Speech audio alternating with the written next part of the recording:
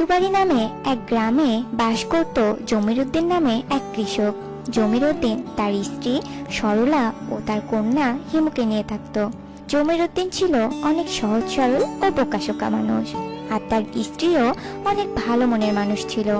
তাদের তিনজনের জীবন সুখে শান্তিতেই কাটত। কিন্তু হঠাৎই সরলার এক কঠিন রোগ হয়। জমির উদ্দিনের অত সামর্থ্য ছিল না যাতে করে সে তার স্ত্রীর চিকিৎসা করতে পারে, তাই বিনা চিকিৎসাতেই সরলা মারা যায়। এতে করে জমির উদ্দিন ও তার মেয়ে অনেক কষ্ট পায়।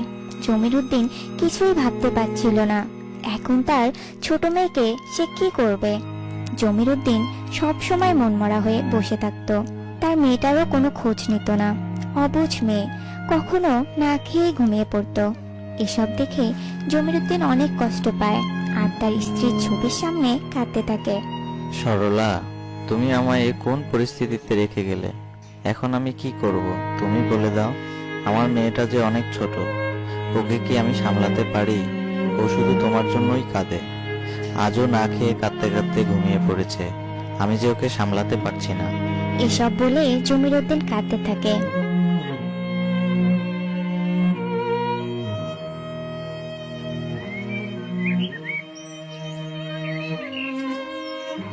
পরের দিন যখন জমির উদ্দিন মনমরা হয়ে বসে বসে তার স্ত্রীর কথা ভাবছিল, তখন পাশের বাড়ির এক বুড়িমা জমির উদ্দিনের কাছে আসে। বাবা জমির উদ্দিন, তোমার সাথে কিছু কথা ছিল। হ্যাঁ বুড়িমা, বলুন, কি বলবেন? তোমার কষ্ট আর তোমার অবুঝ মেয়েটার কষ্ট তো আর চোখে দেখা যাচ্ছে না। অবুঝ মেয়েটাকে তো তুমি নিজেও সামলাতে পারছো না। এভাবে চলতে থাকলে তো তোমার মেয়েটা অসুস্থ হয়ে যাবে। তাই আমি বলি কি, তুমি আরেকটা বিয়ে করো, তাতে করে তোমার মেয়েটা আরেকটা মা পাবে আর তুমিও ভালো থাকবে। আপনি ঠিকই বলেছেন বুড়িমা। আমার জন্য না হোক, আমার মেয়েটার কথা তো আমার ভাবা উচিত। তাই আমি বিয়ে করে আমার মেয়ের জন্য আরেকটা মা নিয়ে আসবো। কিছুদিন পর জমির উদ্দিন পাশের গ্রামের নিয়তি নামে এক মেয়েকে বিয়ে করে আনে। বিয়ের পর থেকে নিয়তি হিমুকে তেমন একটা পছন্দ করতো না, তবে জমির উদ্দিনের জন্য হিমুর একটু একটু খেয়াল রাখতো। আস্তে আস্তে নিয়তি কেমন যেন পাল্টাতে থাকে। সে ছোট অবুঝ মেয়ে হিমুকে দিয়ে বাড়ির সব কাজ করায়। হিমু, এই হিমু। হ্যাঁ মা, বলো। এত বেলা হয়ে গেল, এখনো ঘর আঙ্গিনা এত অপরিষ্কার হয়ে আছে, এগুলো কে করবে শুনি? আমি এক্ষুনি করছি মা। এরপর হিমু সব কাজ করে। জমির উদ্দিন তার মেয়ের এসব কষ্ট দেখতো, কিন্তু মুখ ফুটে কিছু বলতে পারতো না, কারণ জমির উদ্দিন অনেক বোকাশোকা ছিল। তাই সে তার বউয়ের উপর কোনো কথা বলতে পারতো না, শুধু নীরবে সহ্য করত। কিছুদিন পর নিয়তিও এক সুন্দর ফুটফুটে ছেলে সন্তানের জন্ম দেয়। এরপর থেকে নিয়তি আরো নিষ্ঠুর হয়ে যায়। একদিন নিয়তি তার ছোট ছেলেকে ঘরের বাইরে বারান্দায় শুয়ে রেখে নদীর পাড়ে যায়, আর হিমু তার ভাইয়ের খেয়াল রাখছিল। তখন হঠাৎই হিমু দেখতে পায় এক বিষাক্ত সাপ তার ভাইটির কাছে এগিয়ে আসছে। এই দেখে হিমু এক লাঠি দিয়ে সাপকে তাড়িয়ে দেয়, আর তখনই বাচ্চাটি কাঁদতে থাকে। আর সেখানে নিয়তি এসে যায়। তোর এত বড় সাহস, তুই এই লাঠি দিয়ে আমার ছেলেকে মারলি? আজ তোকে আমি মেরেই ফেলবো। এই বলে নিয়তি হিমুকে অনেক মারে আর তাকে বাড়ি থেকে তাড়িয়ে দেয়।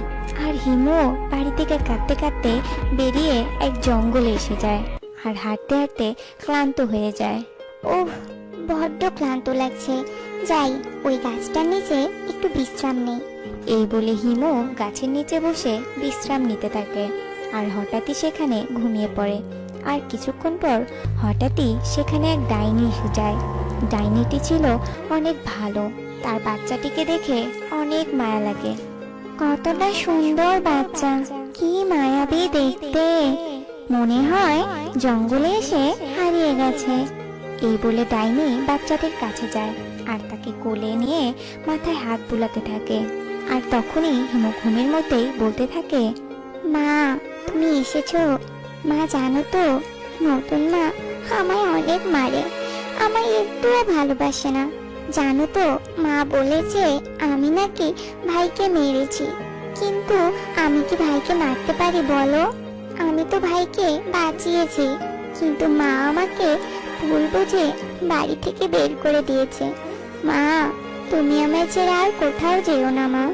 এসব শুনে ডাইনির মনে অনেক মায়া হয়, আর ডাইনিরও তার ছেলেমেয়ের কথা মনে পড়ে যায়। হঠাৎই হিমুর ঘুম ভেঙে যায়, আর সে ডাইনিকে দেখে ভীষণ ভয় পেয়ে যায়। ভয় পেও না, তোমার বুঝি খিদে পেয়েছে? হ্যাঁ, আমার বড্ড খিদে পেয়েছে। এরপর ডাইনি জাদু করে খাবার আনে আর হিমুকে তা খাইয়ে দেয়। জানো তো, এভাবে আমার মাও আমায় খাইয়ে দিত, কিন্তু নতুন মা আমায় দিয়ে শুধু কাজ করায়। তুমি ডাইনি, তবুও তুমি কত ভালো ডাইনি মা। তুই আমার মা বললি, আজ থেকে তুই আমার মেয়ে, আজ থেকে তুই আমার কাছে থাকবি। এরপর থেকে হিমু ডাইনির সাথেই থাকতে শুরু করে। আর এদিকে নিয়তি জানতে পারে যে সে হিমুকে ভুল বুঝেছে। হিমু আসলে তার ছেলেকে সাপের হাত থেকে বাঁচিয়েছে। আর জমিরুদ্দিনকে নিয়ে হিমুকে খুঁজতে বের হয়, আর খুঁজতে খুঁজতে তারাও জঙ্গলে এসে যায়। কোথায় খুঁজবো আমি হিমুকে? হিমু যে কোথায় গেল? আমি হিমুর উপর অনেক অন্যায় করেছি।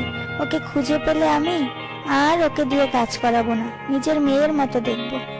আর হঠাৎই নিয়তিকে হিমু দেখতে পায়। নতুন মা, তুমি এখানে? আমায় ক্ষমা করে দে মা, আমি তোকেই খুঁজতে এসেছি। আর তখনই সেখানে ডাইনি এসে যায়। ডাইনিকে দেখে তারা দুজন অনেক ভয় পেয়ে যায়। ভয় পেও না তোমরা, ও হলো আমার ডাইনি মা।